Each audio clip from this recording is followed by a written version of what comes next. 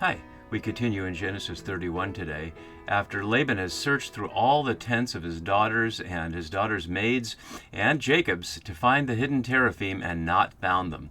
And although Rachel's sitting on them, she's not saying anything to her father or to Jacob. So Jacob is now righteously indignant and takes off after Laban, filing what is the equivalent of a covenant lawsuit out here in the middle of the wilderness between their two families. So we'll see how the charges he makes and how Laban responds in the next time, but we'll see all the legal elements of what Jacob brings charges against Laban here. So before we do that, just to situate ourselves in our context, we've been following through this entire shape of the Jacob story here. We're at the very end of this Jacob and Laban unit here, and right after that we'll jump back into the Jacob and Esau unit parallel to the one at the beginning, as we've been seeing. And we've been reading this at these three levels of the immediate plot. In this case, Jacob trying to get his family out of Dodge, so to speak, safely. The two nations in your womb, which we've been looking at two levels. The one that came out of Rebekah's oracle back in chapter 25 that is taken as Israel and Edom. Esau is Edom and Jacob is Israel. But also, as we saw with the parallels and reading the Laban and his daughter's story as an allegory of the monarchy, that in the parallels here with the leaving behind of their father and here of Solomon's son Rehoboam, we see the parallels between Israel and Judah as two nations, not just Edom and Israel. And then there's the post-exilic element, where Laban represents Mesopotamia in the old country. And we've been noting here the element of how Laban is not letting Jacob out easily. In other words, not letting Israel out of captivity very easily here, although he accuses Jacob of taking his own daughters by captive. And so the two competing narratives, and Laban will still have the competing narrative in his response to Jacob after this. So we're reading that those three different levels. And we've also been looking at the structure of this in terms of the overall chiasm that we went through from 28:10 to 31:18, the smaller one from 31:19 to 30, and the one that we've been following here that overlaps this one that goes from 19 to 55. And we've been doing one video for each section, so you can see we did the search for the teraphim last time, those were Jacob's accusations this time, and we might do the covenant of shalom next time. And so I added something to the key words here that I hadn't had before. It seems to be my pattern as I do these things, so I guess you shouldn't download these from radicalbible.net until I'm done with the scene. But I added witness here, even though one of the 5 occasions of witness is a different word, and we'll look at that when we get there next time. Certainly the role of witness here as a legal expression of the covenant that comes out of this scene is important. And so as we enter into this scene here, let's look at a couple of the legal words. So Rachel had just said to her father, "My Lord, do not be angry." And it's not Laban who's visibly angry, it's Jacob who becomes angry, as he was earlier at Rachel. So Jacob was angry at Rachel for telling him that he had to give her children or she would die, and now he's angry at Laban. And the word for upbraided here is reeb, which is otherwise translated as quarrel or a lawsuit or charges. And upbraided isn't nearly specific enough. It's the standard word used throughout the Hebrew Bible, especially in the prophets. And this scene here from Micah 6 is one of the classic ones where Yahweh brings a covenant lawsuit, a reeb, against his people and offering charges, and the mountains are the jury in that case. So the prophets use the secular, if you will, process to establish a relationship between Yahweh and Yahweh's people. But this is the root element of it here, and there's no sense that Yahweh is going to preside, although Jacob will call on Elohim. Who's going to preside are their kinfolk. Said it here before, my kinfolk and your kinfolk, that they may decide between the two of us. And as kinfolk, it's at that first level we were just looking at. This remains a family dispute, at least in Jacob's perspective, not a national one. Laban is, after all, his uncle, and so they share blood, so to speak, and Rachel is obviously his cousin. And so the children are all by blood, not just because they're parents, but because the whole family is really one family here. But they are establishing a separate way of life, and ethnogenesis, as I was noting earlier, that will leave Israel as a different nation than the people of Laban in the Mesopotamian area, wide area there. So this is not before the nation. It's not like Abraham arguing with Ephron the Hittite, where Ephron spoke in the presence of all the Hittites. This is not in front of the people of Haran, who we never hear anything about. We only heard one time about the people of the place who were gathered for the wedding. But here, this suit out there in the middle of nowhere is between certainly Laban and his sons, who are out there for sheep shearing, and the rest of his people who were there, but we don't know who those are. So that's the context here, and we'll see other legal language language as we go.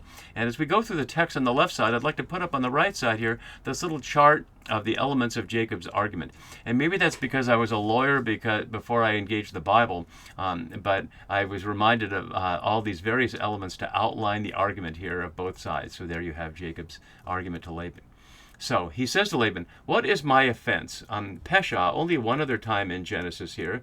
It's in 1 Samuel 20. It's not in 1 Samuel 20. It's not the same word, but it's linked in the Midrash. And let's see how here. If we look at 1 Samuel 20. And so we hear this in the context of David trying to escape from Saul. David fled from Naioth and Ramah. He came before Jonathan, Saul's son, and said, "What have I done? What is my guilt? And what is my sin against your father that he is trying to take my life?" Notice the parallels here. Not Pesha, but what is my offense? What is my sin that you have hotly pursued me? So not exactly parallel to the monarchy story, but certainly a similar image there. So what is my pesha, my offense, and what is my sin? And interestingly, as you can see from my note below, hatat, the word for sin, is only 4 times in the whole book of Genesis. And it's not in the Garden of Eden story. So if you haven't watched my videos on that, there is no such thing as original sin in the book of Genesis or anywhere else in the Bible, because there's no sin in the garden at all. And if you're not sure about that, go back and watch my videos on that if you like. The only time that sin is mentioned earlier was with Cain there, and then in 1820, which we can see here, the outcry against the sin of Sodom, and then we have our scene here, and then we'll see one other time in the summary at the very end. 36 hamartema, the Septuagint word used here, is 36 times in the Septuagint and a few times in the New Testament. But it's interesting that sin is just really not a big concept here in Genesis, although it becomes a legal concept in Jacob's charges here. The term for hotly pursued, dalaketa here, only here in Genesis, 10 times in the Hebrew Scripture, also in 1 Samuel, also connected with pursuit, achari. We can see that here. The Israelites came back from chasing the Philistines and they plundered their camp. So again, verbal connections with the monarchy story, if not thematic ones. So he asked those rhetorical questions about what is my offense, what are you charging me with, although Laban has already charged him with taking his daughters as if they were captives of war, etc. But we both know, you and I know, and Laban and Jacob know that the real issue is the teraphim. So Jacob continues, "Although you have felt about through all my goods," or my Kelly here, can be a generic word for property in various times, but it's interestingly echoed to 24:53, the previous scene with Laban, and that was with Abraham's servant, bringing what were described in the New RSV as ornaments, but gold and silver items here. So reminding us that Abraham sent his servant with many items, and Jacob has items too, although they not gold and silver as far as we know. So he's felt about through all of those, but what have you found of all your household goods? Which is misleading here because he's looking for the gods, the teraphim. This is trying to make a pun in English of goods and household goods, but it's kala in both situations. So you've looked about through my goods, but what have you found of your goods would be a more linear way to put that. Set it here before my kinfolk and your kinfolk, as I was making the point earlier, as a family dispute, so they may decide between us. And the word for decide is a legal term as well. It'll come up again in a couple of more verses when Jacob will claim that God has already decided. And 59 times in the Hebrew Scripture is a legal term. So both the charge here, the reeb, and the decision here, hard to pronounce here without the vowels, are legal terms. So now Jacob goes on to show his defense. These 20 years, and we've heard before that he served 7 years for Leah, 7 for Rachel, and another 7, but we hadn't heard them broken out as we're going to see here. So this is the first time we're going to see Jacob describe that. It's the first time we're hearing Jacob describe anything about his experience all these years. I was noting earlier when we looked at the weeks of years that he served for the wives that we didn't hear a word about his relationship with Laban or with Rachel or Leah or anybody else, and now we're getting his summary of what his time in the old country has been like. So these 20 years I've been with you, your ewes, which is a lovely pun, your ewes are your Rachels here. It's only one other time in Genesis. So your Rachels and your female goats have not miscarried. As far as we know, Rachel didn't miscarry either. This is only one other time here, Shikalu in Genesis as bereaved here. So have not, the goats would presumably not be bereaved from losing their not full to term babies, but maybe they would be. And I have not eaten the rams of your flock. flocks. So these are things that he could have easily eaten of the rams and the flocks, and that would probably be legal, so to speak, although we don't have terms of any agreement here. All we heard in the beginning was, better I should give her to you, Laban says, than to a stranger. Stay with me. And we never heard any terms of agreements. So he continues, that which was torn by wild beasts, using this whole phrase here, I did not bring to you. Anticipating what Jacob's sons bring to him, using the term teraphim, only here in Genesis, and we'll see that later when Joseph is torn to pieces on the scam that his sons put on him. The deceitful scam business runs in the family. In the Midrash, the prey denied to the lion wolf here becomes Joseph later. Jacob's scrupulous guarding of the sheep from Tepha is seen as an offense against the balance of things. Jacob made a kind of ecological error. Laban's property is kept intact by his heroic efforts, but the lion is cheated of his legitimate prey. The word teraphim, torn, is in fact the word for food, daily needs, in relation to wild animals and by metaphoric extensions, even in relation to human beings. That from Aviva Gottlieb Zornberg, working the Midrash here to highlight the effect of what Jacob is doing here, not letting the animals have their food. So that was torn by wild beasts I did not bring to you. I bore the loss of it myself, and of course that could have been on Laban, but he didn't. Of my hand you required it, although that's what we hear here, that Laban had an element in the contract that required that Jacob bore the loss, whether stolen by day or by night, which really indicates what hard terms they were. Whether torn by wild beasts or stolen by somebody else, Jacob is responsible to bear the loss. In other words, it's something like slave labor, or at least a contract for labor with someone superior and someone inferior. And these were the conditions. It was like this with me. By day the heat consumed me, and the cold by night, and my sleep fled from my eyes. What a change it is for the mama's boy by the tent, who watched out as his hunter brother went out in the field, certainly experiencing the heat and the cold himself. But now for 20 years, Jacob has been living in the field, and the way he's describing it is sleep has escaped him all these years. And that highlights the element that we saw, that there's a certain dark night of the soul going on here, that the sun had set and the sun will rise. And so at one level, this is symbolic a whole long 20-year night in which Jacob hasn't slept. Notice the 20 years are repeated here, and it makes a little chiasm, not formally ABCBA, but these 20 years I've been with you and these 20 years I've been in your house make the parallel between the ewes, the Rachels, and the female goats, and the daughters. So I was highlighting earlier that the word flock could be a double entendre, meaning both the family of 11 sons and a daughter, as well as the rams and sheep and goats. And here that's clearly the parallel, that Jacob has raised two kinds of flocks, his children and the animals along the way. So these 20 years I've been in your house, I served you for 14 for your two daughters, and now that's made clear, and 6 for your flock. We had not heard that before, but I noted earlier when we were looking at the procedure where Jacob said, I need to go, and he said, Laban said, what shall I give you? And Jacob said, let me do this deal with the colored sheep, that if several seasons had to go by, but the text didn't indicate how long it was. And now we get the sense it was 6 years.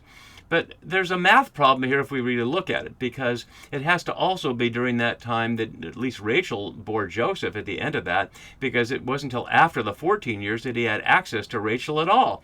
And there's certainly a time period in which he has access to Rachel in which she's not bearing children and her maidservant is bearing children. So what we saw in chapter 30 and 29 and 30 with the litany of children being born was taking place simultaneously, or at least close to simultaneously, with the raising of the flock. So parallel for those. And you have changed my wages 10 times, as he said to the wives when he tried to make the argument that they should stay with him and not with their father, that he was a cheat. And now he's saying it directly to Laban's face. And now he comes to his conclusion, and it's a very interesting conclusion as we do. There's a certain parallel with Psalm 124, which we'll look at in a second. And he offers this conditional: if the God of my father, the God of Abraham, and the fear of Isaac. Notice it's Elohim here, but he doesn't say Yahweh. He still doesn't say my God, which we had heard earlier when he made the vow at Bethel, that if that God kept him safe and brought him home safely, he would then make that God his God. But the conditions haven't been completed yet, so he hasn't. So the God of my father, the God of Abraham, which is certainly two ways of saying the same thing, but the fear of Isaac. ufahad of Isaac, only here in verse 53. And Westerman summarizes attempts to explain it away as an embarrassment, but I think it's not to be explained away. It's the God of Abraham was a fear to Isaac, given the binding, given the Akedah, and given the death of his mother and the absence of his father, and there's no reason really to think that Isaac would have good feelings about the God of his father. And yet, that's the name of the God that he offers the blessing for when Jacob tricked him to give him the blessing that, the father blessing that belonged to Esau. So we see him revering that God at some level, but Jacob still sees this as a God that Isaac fears. But if this God had not been on his side, or literally had not been to me, surely now you would have sent me away empty-handed. Let's go back and look at the parallel in Psalm 124 before we look at the parallels with empty-handed. So we see here, if it had not been Yahweh who was on our side, let Israel say now, when our enemies attacked us, then we would have been swallowed up alive when their anger was kindled against us, etc., as we see. So important there. And then with the empty-handed, we see several examples of empty-handed in parallel. So we see that in Exodus and the leaving behind. I will stretch out my hand, says Yahweh, and strike the Egyptians. I will bring this people to such favor that when you go, you will not go empty-handed. You'll take all the jewelry and the plunder from the Egyptians. And then we see similar examples in Deuteronomy and then one in Luke's Gospel, showing that that term becomes important elsewhere. But certainly Jacob is not going out empty-handed, because Yahweh saw my affliction at Anehi here, used earlier for Hagar, for Rachel when she can't bear children, for Joseph later, and for the Israelites in Exodus. So certainly a situation where people are calling upon the God of the Bible when they have no other help, and it's certainly something we'd see common in the Psalms as well. So God has seen my affliction and the labor of my hands, which is an interesting element. That he'd suffered, that was to say, he'd suffered under the elements and the lack of sleep, etc., but he also has done the work. And as my note suggests, the word suggests not simply the active work, but what is produced, the labor he's produced. And rebuked you last night. And Laban has already testified to the fact that his God, that Jacob's God had came to him. But God came to him and said, speak nothing to Jacob one way or another. And we just saw Laban had given a big speech. So even though Jacob sees this as a rebuke, Laban did not, and Laban will continue to answer, as we'll see that next time. The translation rebuke here is controversial. Wenham suggests that it's not about rebuking you to Laban, it's about vindicating me to Jacob. And two other options are decided, suggesting it's a neutral thing, resolve the legal dispute in favor of Jacob. And that's a grammatical argument. But either way, whether it's a rebuke of Laban or an affirmation of Jacob, Jacob concludes his argument with God is on my side, and the families are not going to decide, God is going to decide. Is that going to be enough for Laban? Is Jacob going to be able to get his family and all his goods out of there safely? Stay tuned. We'll see that next time. Bye-bye.